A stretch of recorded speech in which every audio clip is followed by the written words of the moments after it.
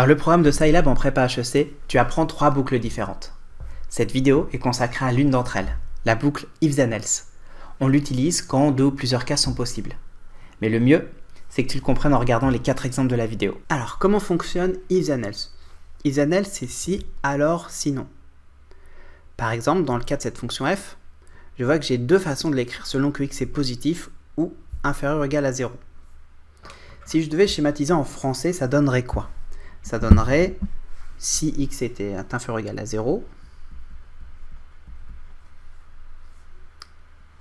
alors f du x vaut moins x ln de moins x plus 1. Sinon, f de x égale moins x ln de x.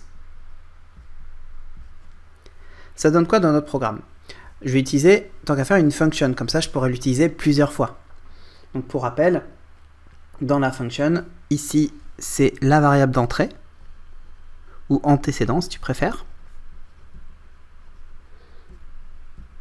Et là c'est la variable de sortie, celle qui va être modifiée dans le programme.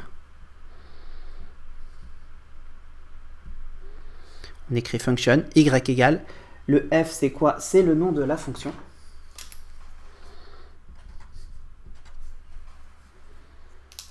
Qu'on peut nommer avec f, mais qu'on peut aussi nommer avec un nom plus complet. C'est ce qu'on va voir justement avec d'autres exemples.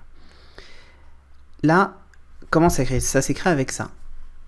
Ici, tout est écrit sur une ligne, c'est pour ça que j'ai besoin de la virgule de séparation entre then et else. Concrètement, il y a quoi? Là, j'ai le alors. Le alors, c'est le then.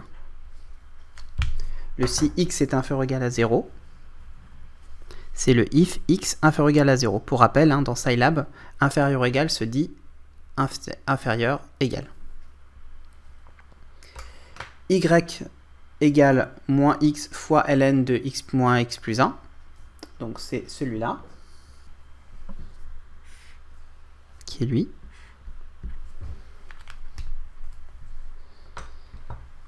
Le sinon, c'est le else. Et le f de x égale moins x ln de x, c'est y égale moins x log de x. Le end étant évidemment la fin de la boucle, donc on ferme toujours une boucle avec end. C'est tout simplement ça. Donc moi ce que je te conseille, si tu as du mal au début, après ça deviendra naturellement, c'est comme tout en fait en maths, tu te l'écris comme ça en français, et après derrière, tu l'interprètes. Là, c'était le cas où ça s'écrivait sur une ligne. Moi, je te le déconseille de le faire sur une ligne. Tant qu'à faire, fais-le sur plusieurs lignes, c'est plus clair et c'est ce qu'on va voir justement dans l'exemple suivant. On veut calculer la valeur absolue sans la fonction abs. Si je devais écrire valeur absolue avec une boucle si, alors, sinon, en français, ça donnerait quoi? Ça donnerait si x est négatif, alors... Du coup, on a valeur absolue de x qui vaut moins x. Sinon, valeur absolue de x égale à x. Et là, ça va être le même schéma. Le si x inférieur à 0, ça va être le if x strictement négatif. Le alors, c'est le then. Valeur absolue de x égale moins x, c'est le y que j'ai posé dans la fonction. Sinon, else, et valeur absolue de x égale x, c'est lui. Là, j'ai pas besoin de mettre de virgule, je les écris.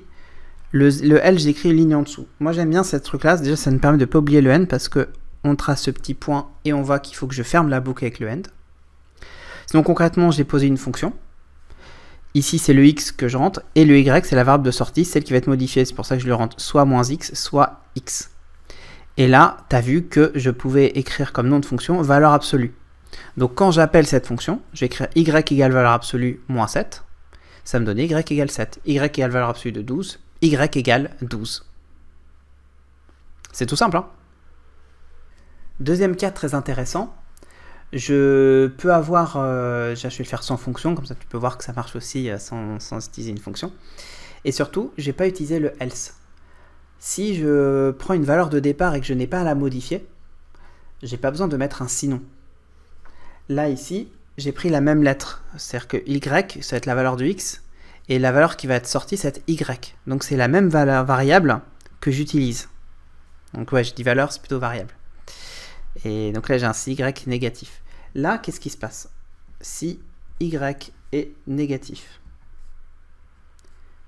alors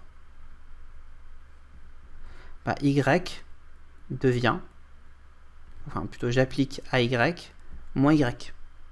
Mais sinon, il ne se passe rien, puisque si y est positif, mon y ne bouge pas, la valeur absolue, ça reste lui-même. Donc là, j'ai pas besoin de faire un else. Là, concrètement, comment ça se passe? Si y est négatif, if y strictement négatif, alors zen, y prend la valeur moins y égale moins y. Comment j'ai rentré le y? Je voulais que ce soit l'utilisateur qui le rende, donc j'ai utilisé input. Si tu revois la première vidéo de la formation, on utilise input. J'ai mis des points-virgules pour pas afficher les détails, sinon il m'aurait écrit y, ça embrouille un peu tout. Donc là, j'ai mis les points-virgules, et après je mets un disp. La phrase, la valeur absolue de x est, et y, parce qu'on n'oublie pas que disp, ça cite de droite à gauche. Là, ici, c'est en dur, et là, c'est en mou, donc la variable va être écrite, on va écrire la valeur qu'il y a dans la variable. J'exécute le fichier dans la console, donc je lance ça. Il me demande une valeur de x, j'écris moins 4, il m'a créé la valeur absolue de x est 4. Pour 8, la valeur absolue de x est 8. Donc ça marche très bien. Dernier exemple, la fonction racine. Là, ça va être intéressant parce qu'on va voir qu'on peut écrire on peut écrire une phrase à la place. La fonction racine, oui, tu vas me dire qu'il y a SQRT, mais on va le faire aussi autrement. Parce qu'imaginons que j'écris un nombre négatif, il faut que j'écrive que ça me renvoie une erreur. Là, qu'est-ce que j'ai? J'ai si x est supérieur ou égal à 0, alors A, il va prendre la valeur SQRT de x. J'aurais pu écrire aussi x exposant demi. Sinon, A, il va prendre la chaîne de caractères. Le nombre x n'a pas de racine.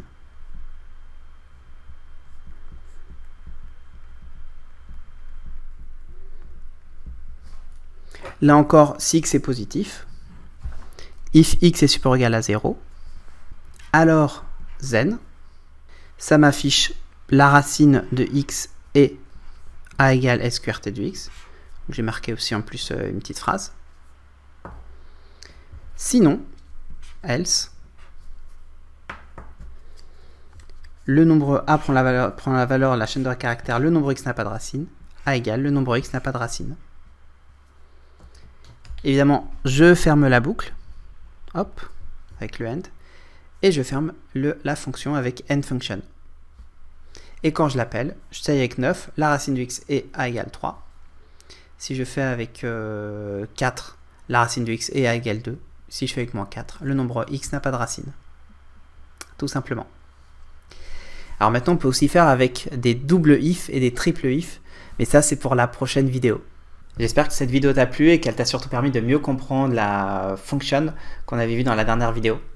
Et conseil habituel, comprendre c'est bien, mais assimiler c'est mieux. Donc surtout, n'hésite pas à refaire ce que tu as vu dans cette vidéo en téléchargeant le PDF qui est disponible gratuitement. Le lien est dans la description. Prochaine vidéo, comment résoudre une équation et une inconnue dans Scilab. Ciao!